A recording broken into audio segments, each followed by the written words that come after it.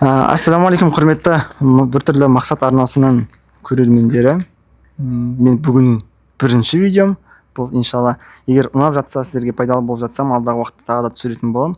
Мен бұл видеоны түсірудегі мақсаттарымның бірі, мен өзімді бір басқа қырынан тану, өзіме бір жаңа челлендж бастау. Одан кейін сіздерге барынша пайдалы бола алу.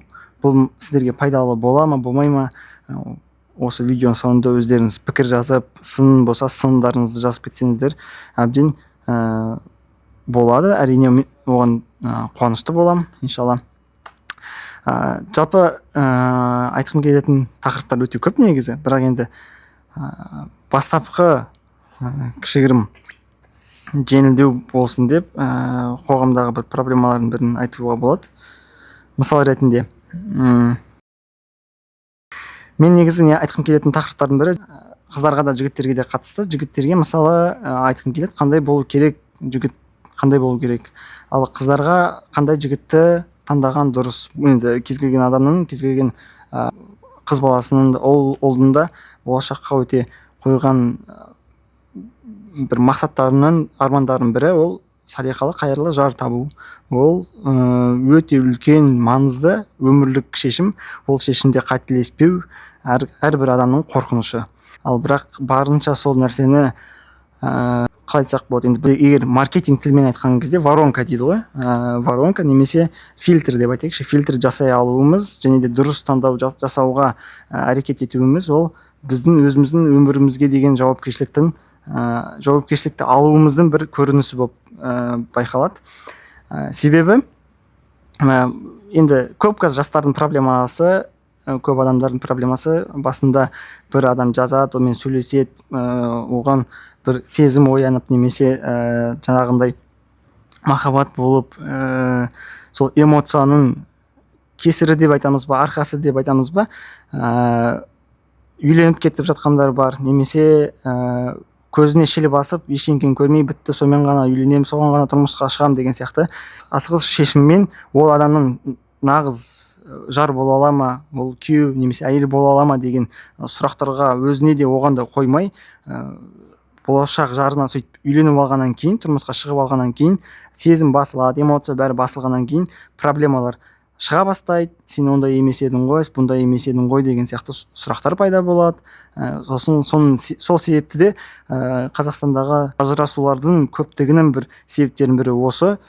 Себебі адамдар бір-бірін жаңағындай сол бір мен қазір айтатын қасиеттерді білмей жатып, көрмей жатып, бір-біріне деген тым асығыс сезімді ерте оятып алудың кесірінен сондай бір шешімдер болып жатады. Енді бұл нәрсені айтпас бұрын кішігірім бастама ретінде, кіріспе ретінде мынандай нәрсе айтқым келеді. Қазір қоғамдағы проблемалардың тағы да біреуі ол әр адам, мысалы қыз баласы болсын, ұл баласы болсын, екеуі де өздерінің рөлдерінен көрі көбінесе болашақ жарының дейік, немесе басқа адамның рөлін көп зерттеп, көп біліп алғанбыз. Ол да бір қателіктердің бірі деп ойлаймын. Себебі бізде қазір проблемалардың бірі, мысалы өзім ер бала ретінде егер мен өзімнің рөлімнен гөрі қыз баланың қандай болу керектігі жайлы көп білетін болсам, менде проблема туындайды. Мен өзімді ұмытып, мен ісімнің бәрі сол қыз баланыкі болып кетеді. Ал ол кезде қандай қауіп, мен ол дұрыс істесін, істемесін, сен андай болу керексің, бүйту керексің, сөйту керексің деп, ол тек қана жаңағы мұсылман емес, мұсылман деп бөлінбейді. Мысалы мұсылман отбасылардың өзінде де мысалы әйеліне күйеуіне әйелі бір-біріне бір хадистармен атысып жатады. Мынандай хадис бар, мынандай болу керек, сөйту керек, бүйту керек деп. Негізі әркім өзінің рөлімен, мысалы мен жігіт ретінде жігіт рөліммен, күйеу деген рөліммен өзіммен жұмыс жасайтын болсам, бұл жерде проблема өте аз болады. Себебі енді давайте фундаментально алып көрейік. Кішкентай бала ретінде, кішкентай бала өсе келе, оның жауапкершілігі артады, рөлдерде көбейеді. Мысалы, кішкентай бала ретінде мен өзімнің папама, әкеме мен бала боламын. Одан кейін тағы да басқа балалар дүниеге келген кезде аға деген рөлі пайдаланады, тағы да жауапкершілік артылады. Одан кейін үйленгеннен кейін мен күйеуден кейін әкеден кейін ата деген сияқты. Ол рөлдердің бәрі бізде өтіп шығатын, өмірімізде болатын бір құбылыстар. Бірақ сол алла тағаланың алдына барған кезде мысалы сол рөлдерімізбен сұрамыз. Мысалы маған ер балаға қатысты рөлдердің бәрінен сұраламын, бірақ маған айтпайды, қыз балаға қатысты нәрселерді сұрамайды. То есть мысалы сен қандай әйелі болдың, қандай ана болдың деп менен сұрамайды. Айтқым келгені осы. Сол сияқты біз әркім өзінің рөлін дұрыс атқарса, қоғамда проблемалардың үлесі өте аз болатын еді. Жалпы енді бұл жақта да айтуға, да ашып айтуға өте көп деген мәліметтер бар, бірақ енді оны бұл тақырыпта емес, оны бөлек қозғаныңыз айтып беріңіз деп айтсаңыздар, пікірге жазсаңыздар, сіздерге қуана оны бөлек айтуға болады, иншалла. Келесі, енді жігіт балада болу керек қасиеттер, қыз баласы жігіттің қандай қасиеттеріне қарау керек? Ол бірінші, оның асыраушы бола алуында. Оны қалай түсінеміз? Кез келген қыз бала неге алла тағаланың өзі мысалы жауапкершіліктің бәрін жігітке берген, асырау, қорғау деген сияқты нәрселерді. Себебі жігіттің ол асыраудан, ол бір жауапкершілікті алудан күшею процесі жүреді. Ал егер керісінше мысалы бар ғой, қазір кейбір отбасылар аналары жұмыс жасайды, әйелдері жұмыс жасайды, бірақ күйеулері үйінде жатады деген сияқты. Ол кезде ондай ситуацияда бірден күйеуі өзінің әйелінің көзінде деңгейі өте плинтусқа дейін түседі, біріншіден. Екіншіден, оның сыйластық болмайды. Өзіне тиесілі жауапкершілікті, ер адам өзіне тиесілі жауапкершілікті әйеліне беріп қойса, ертең конфликттер болады. Көптеген конфликттер. Мен тауып жатырмын деп айтады әйелі, мен бүйтіп жатырмын, сөйтіп жатырмын деген сияқты. Ол нәрсе ер адамның эгосы деп айтайық, айрымдар айтады, оның нәпсісі деп айтайық, оның бір ар намысы дейік, соған өте қатты тиеді, ол конфликт өте көбейеді. Егер асыраушы деген рөлді ер адам өзіне ала алса, дұрыс жасай алса, бүкіл жағдайын жасап, обеспечивать етіп, тамағы, киімі, үйдің заттары, тағысын соның бәрін ер адамның мойнына өзіне ала алса, дұрыс қамтамасыз ете алса, ол кезде проблема болмайды. Себебі былай қарап отырсаңыздар, біздің енді физиологиямен қарайтын болсаңыздар, жігіттер аң аулауға, жүгіруге, қашуға бейімделген. Қыз балалардың физиологиясы басқаша болғандықтан, олар даже табиғат, алла тағала сөйтіп бізді солай жаратқан. Сол нәрседен де білуге болады. Одан кейін асыраушы міндеті ер адамды күшейтеді, ал өзі үшін де күшейтеді, әйелі үшін де деңгейін ол әйеліне мысалы, то есть әйелі күйеуіне менің асыраушым, менің хан, королім деп қарай алады. Ал егер керісінше болып кететін болса, ол құл болып кетеді ер адам. Және де қайсы жақсы, корольдің әйелі болған жақсы ма, құлдың әйелі болған жақсы ма? Енді оны өздеріңіз шеше жатасыздар. Екінші қасиеттердің бірі ол решала болу, шешім шығарушы ер адамның болуы. Себебі ер адам, енді мынандай мысал келтіріп көрсек болады. Неге ер адам шешім шығару керек? Себебі қыз баланың фитратында, то есть табиғатында қыз бала жауапкершілікті алу, жаңағыдай шешім шығару деген нәрсе қалай айтсақ болады. Сол нәрседе кішігірім қорқақтау дейміз ба, әлде дұрыс шешім қабылдамауы эмоцияға байланысты деп айтайықшы. Сол нәрседен кішкене қауіптер бар. Мысалы, неге? Себебі даже дінімізде алатын болсақ та, талақ мәселесі немесе аманат мәселесі ер адамға берілген. Ер адам логикалық тұрғыда шешім қабылдаудан суық қанды шешім қабылдай алады. Ал қыз баласы беретін болсақ, мысалы, ол күнде ұрсып қалған кезде талақ бере салатын еді, ұрсып қалған кезде жаңағыдай айтып жібереді, сөйтіп жібереді, артық нәрсе сөйлеп жібереді деген сияқты. Қыз балаға ол енді эмоциялық болғандықтан біз оларға оны қазір үшінші қасиет жайлы айтамын, эмоцияға байланысты не істеуге болатынын, бірақ мен қазірше решала. Және де решалаға тағы не кіреді? Мысалы, мынандай ситуация келтірейік. Мысалы, мен әйелім маған келіп тұрып сұраса, менен қандай тамақ жасайын, немесе қандай тойға көйлек киейін деп келіп тұрса, ол қыз баланың фитратында болғандықтан, жаңа табиғатында болғандықтан менен келіп сұрап жатыр. Ол маған келіп, мен сенің аманатымын, подсознательно былай айтқан кезде, мен сенің аманатымын, мен саған бағыныштымын, мен сенен шешім қабылдап беруіңді сұрап тұрмын деген сондай запроспен келеді деп айтайықшы.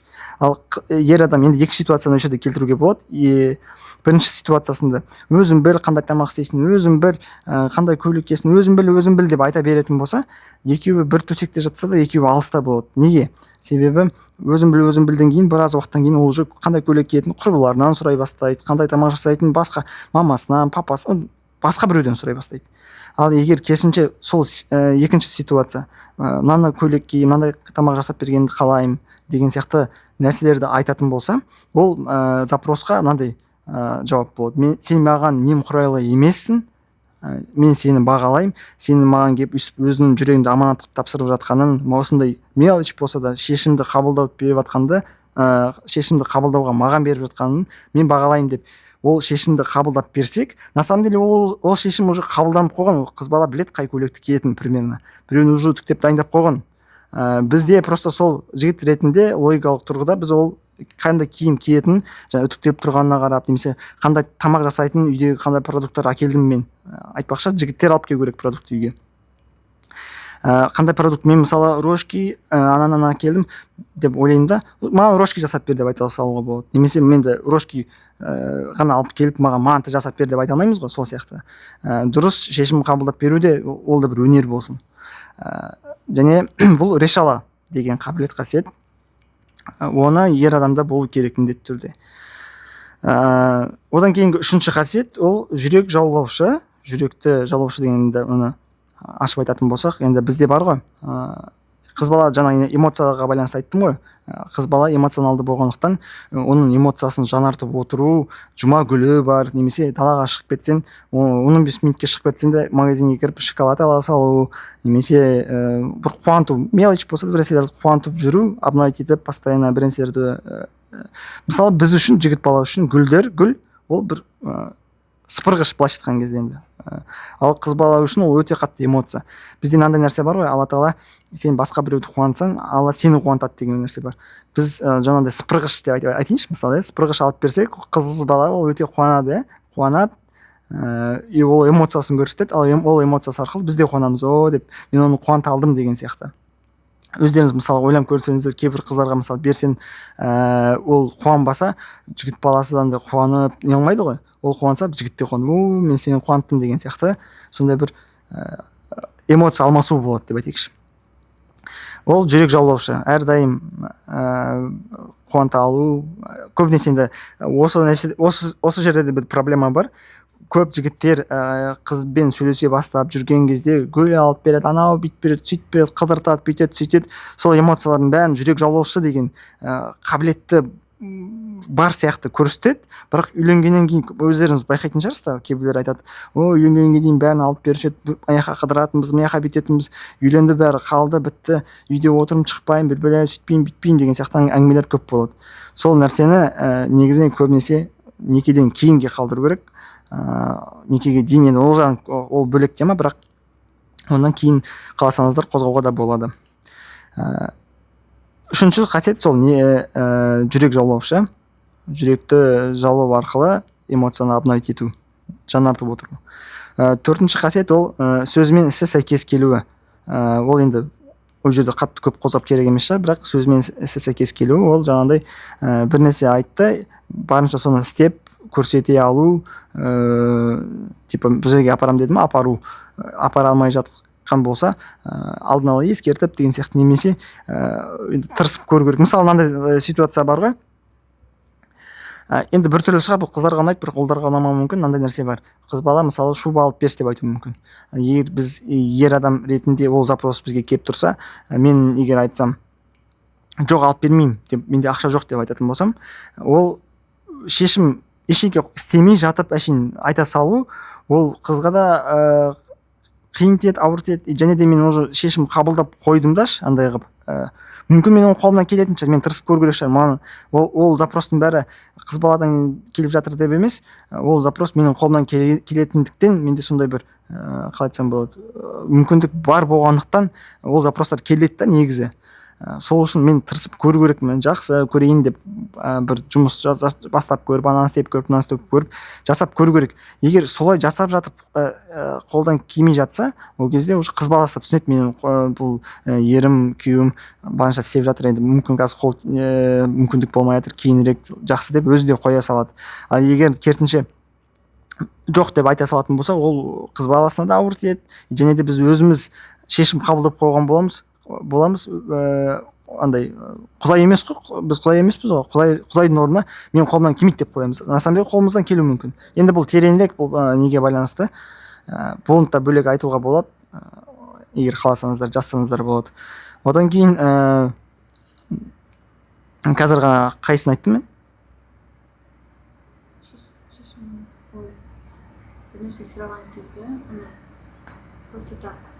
Жоқ деп айта салмаймын. Бір төртінші қасиет бұл. Енді бесінші ол мақсат қоя алуы. Мақсат үшін қоя салғанда да андай бір мен футболист боламын, мен ғарышкер боламын, андай боламын, бүйтем сөйтем, немесе бір бизнес бастаймын, бүйтем сөйтем деген андай абстрактный емес, нақты аңға шықса мылтық алып баратын, балыққа барса қармақ алып баратын деген сияқты. Мысалы, балыққа ешкім мылтықпен бармайды ғой. Сол сияқты четко өзінің бір алға қойған мақсаты бар, және оны оған жоспарлап, оған ұмтылып жүрген потенциалы бар дейміз ғой, былайша айтқан кезде. Сондай бір адамдар болу керек, жігіт сондай болу керек, ал қыздарға сондай жігітті таңдау керек. Оны енді бұның бәрі бір банальный бір нәрсе сияқты көрінеді негізі, бірақ осы нәрсенің өзі қалай айтсақ болады, осы бір қасиет қабілеттердің өзін таңдап алып жатқан жоқсыздар ғой, қыздар да, ұлдар да ол нәрсені өзіміздің бойымызға сіңдірмей жатырмыз деген сияқты ғой. Сол үшін все простое, все лучше, это простое негізі. Простой нәрселер айтып жатыр, бірақ осы нәрселерді егер дұрыс ұстана алсаңыздар, түсіне алсаңыздар, өмір негізі оңай сүру. Сол жаңағыдай мақсат қоя білу, андай нәрсе болмау керек, типа букмекерский, там бір уақытта сразу байып кетем, немесе темшік балалар бар ғой, көкемді, бөкемді, там әкемді күтіп жүрмін деген сияқты, сондай болмау керек. Азартный ойындарға сондай жатып алған емес, кәдімгі жаңағыдай айтқандай мақсаты бар. Оқу не үшін оқып жатыр, қандай жұмысқа кірсе де не үшін ол жұмысқа кіргені жайлы. Және де қазір жастар өзіне өзі, білмеймін, негізі мен өзім кішкене осыған қарсымын. Көп жастар Алматыға келіп оқып жатып, машинаны арендовать етіп, таксовать етіп жүргендер, курьер болып жүрген. Енді мен енді андайға айтпай ақ қояйын, олардың енді ақша төлеу керек, оқуы бар, анау бар, енді жағдайы бар, тағысын тағы. Оның бәрі бір базовый, то есть бастапқы бір начальный этапта ғана болуға болады, бірақ оны бір білім алуымен параллель жасау керек. Мысалы, таксовать етіп жүрсің, немесе курьер болып жүрсің, окей, хорошо, бірақ ол менің основной жұмысым емес. Мен бұл жұмысты официант болып жүргенде, мен өзім официант болған басында, мысалы. Сол сияқты, ол менің основной жұмысым емес, негізгі жұмысым емес. Мен бұл жұмысты уақытша, жаңағыдай бір какой-то бір энный сумма, то есть жинап алуға, немесе пока оқуымды не алуға, бітіріп алуға, немесе тағысын тағы, сондай бір конкретно бір өзінің болғым келетін, мен бір түрлі мақсат дедім ғой, бір түрлі мақсатына жете алатын, бір түрлі арманына жете алатындай сондай бір қасиет қабілет болу керек. Плыву по течению, там қақа барам, соқа барам, білмеймін деген нәрсе болмау керек. Ондай жігіттерден сіздерде аулақ болыңыздар. Хотя бы енді фильтр қойыңыздар деген сияқты. Фильтр неге айтып жатырмын фильтр деп? Себебі егер мен барахолкаға барсам, менде представление болса қандай киім алуға байланысты. Мысалы, мен кепка, қара кепка, осындай логосы бар, мына жерде жазуы бар, осындай кепка іздеп жүрмін деп баратын болсам, мен тек сол кепканы іздеймін, көрем. И менде ол қанша енді поиск болады, ол Алла тағала шыдамдыларға жақсысын береді ғой, мысалы. Сол сияқты мен қаншалықты шыдап сол нәрсені іздеп барсам, сол фильтрмен барсам, мен оны оңай табам. Ал егер мен қандай кепканы алатын білмеймін, просто бардым барахолка, бәрі маған әдемі, бәрі күшті, вау деп сыртынан бәрі әдемі көрінеді. Ал солай таңдайтын болсақ, бізде ертең ол алған кепканың там тез кірлеп аппақ алып қоюымыз мүмкін, тез кірлеп кетеді екен, может качествосы онша емесін алып қоюымыз мүмкін, тағысын тағы деген сияқты. Енді бұл енді киіммен мысал еткенбіз біртүрлі шығар, бірақ түсіндіре алдым деген үміттемін. Келесі тағы бір қасиет, кішігірім қайталап өтейік. Асыраушы, решала болу, жүрек жаулаушы болу, сөзімен сіз екеуі сәйкес келу, алдына мақсат қоя алу. Ең бастысы иманды болу ғой, иманды болу, жауапкершілікке толы болу. Оның бәрін енді айта берсек тағы да көп, бірақ осы айтылған қасиеттер егер ер балада болатын болса, сіздер сол баланы бір ер адамнан иманынан бөлек жаңағы қасиеттерді көре алсаңыздар, мүмкіндік беріп сөйлесіп ары қарай, енді жігіт баласы кішкене маймылдан әдемі болса болды ғой негізі қыздарға. Сол нәрсені бұл мен неге бұны айтып жатырмын, жалпы қазір қоғамдағы мәселе, проблемалар өте көп осыған байланысты. Себебі жаңағы алдында айтып өткендей, эмоция, сезім соған қатты беріліп, жігіттер көбінесе эмоциональный болып кетіп жатыр, қыздар болса көбінесе жаңағыдай решала, асыраушы, тағысын тағы сол нәрсеге кетіп жатыр. Мен өз басым ақыр заман таяған кезде қыз ұлға, ұл қызға ұқсап кетеді деген бар ғой. Ол өз басымның өз ойым негізі. Киім кию, немесе шаш үлгісі, сақина сырға тағу деген нәрсеге ғана емес, мінездің де өзгеру деп ойлаймын. Себебі қазір шынымен де сол нәрсенің айқын бейнесі көрініп отыр. Одан бөлек енді бағанағы алдында айтып отқан рөлдерге байланысты қыз баланың қандай болу керектігі жайлы мен шаурам болмау керек. Қыз бала ол нәрсені өзі айналысу керек, өзінің рөлі жайлы. Мен өзімнің рөлімді айналысу керек. Мен мысалы қандай күйеу боламын, қандай әке боламын, қандай ата боламын деген нәрсемен өте үлкен ізденісте, өте бір соған дұрыс болуыма талпыныста болу керекпін. Ал қыз бала өзі үшін қандай ана боламын, қандай әйел боламын деген сияқты. Себебі енді ондай мысалдар көп. Мысалы Перғауын әйелі Асия анамыз тоже жұмаққа кіреді, Перғауын әйелі болса да. Немесе керісінше Нұх пайғамбардың әйелі, пайғамбардың әйелі, ол пайғамбарды тыңдамай кетіп қалды, например. Перғауын әйелі күйеуі үшін тозаққа кетпейді да, ол өзінің просто міндетін дұрыс атқарып өзінің негізі қарым-қатынас деген адам мен адамның қарым-қатынасы емес, адамның Алламен қарым-қатынасы. Мен дұрыс күйеу бола алып жатырмын ба, ол Алла шешеді ертең. Маған әйелім какой-то бір бейнесін айтуы мүмкін, ол маған бейнесін емес, маған бір қалай айтсақ болады, кері байланыс ретінде айна бола алуы мүмкін. Мен мысалы әйеліме ұрысып жатсам, немесе там дұрыс емес бір қателік нәрсе жасап жатсам, әйелім ол маған жеткізсе, сездірсе, немесе сөзбен айтса, мен оны түсіне алып, мен бір дұрыс күйеу болмай жатқанның бір бейнесі шығар деген сияқты өзіме бір сабақ алу керекпін. Сол сияқты мен әйеліме айта аламын. Мысалы ол жаңағындай бір өзінің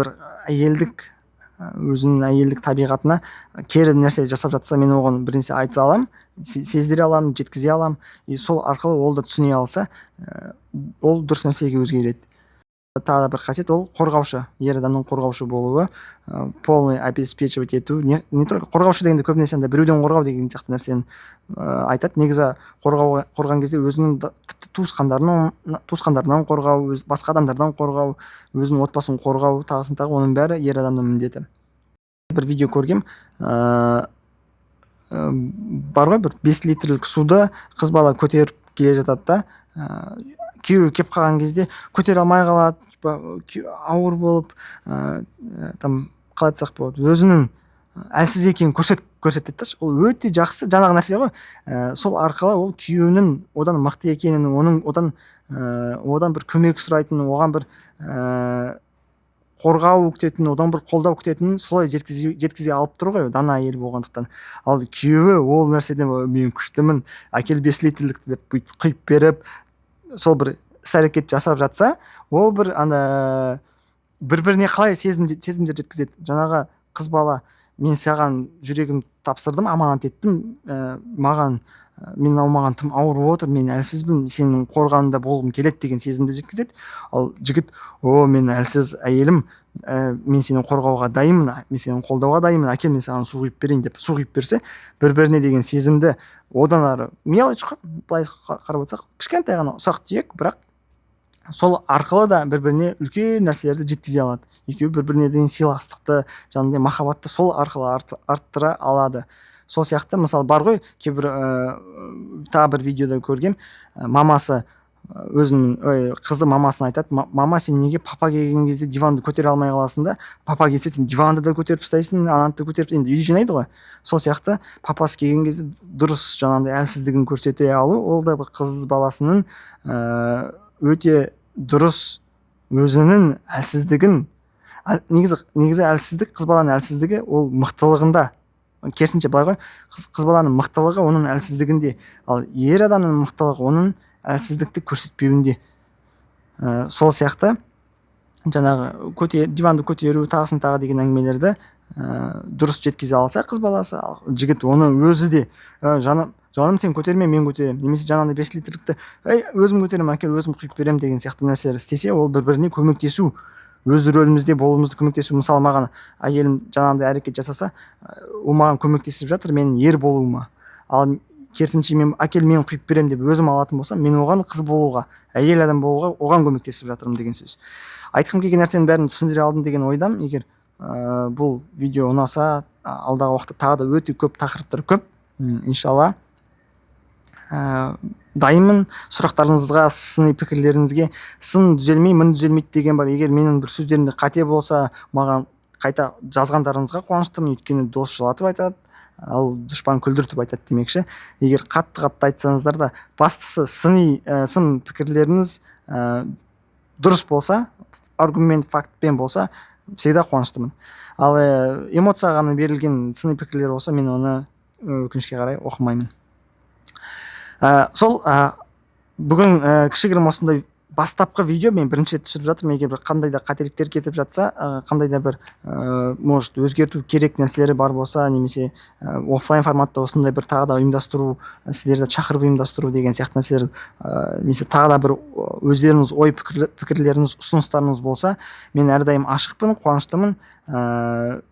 Бір-бірімізге пайдалы болдық деп ойлаймын. Мен осы нәрсені сіздерге жеткізу арқылы бір пайдалы болыпса, ол маған да сауапты іс деп ойлаймын. Ал сіздер оны тыңдау арқылы маған сауап беріп жатсыздар. Бір жағынан сіздер оның үстіне мен осында камераның алдында сөйлеп, осылай өз ойымды жеткізе алу деген жаңа да өзімді қырымды, өзіме деген сенімділігімді тағысын тағы арттыруға бір себеп деп ойлаймын. Жақсы, рахмет сіздерге. Енді ұзақ созбай қойып, Алла разы болсын барлықтарыңызға. Осымен бүгінгі кішігірім қозғаған тақырыбым үшін сіздерден пікір күтемін, лайк, арнама тіркеліп алыңыздар. Осымен қош, саламат болыңыздар. Ассаламу алейкум, рахматуллахи ва баракатух. Болды, өше сау керек. Все, нормально или онша емес па?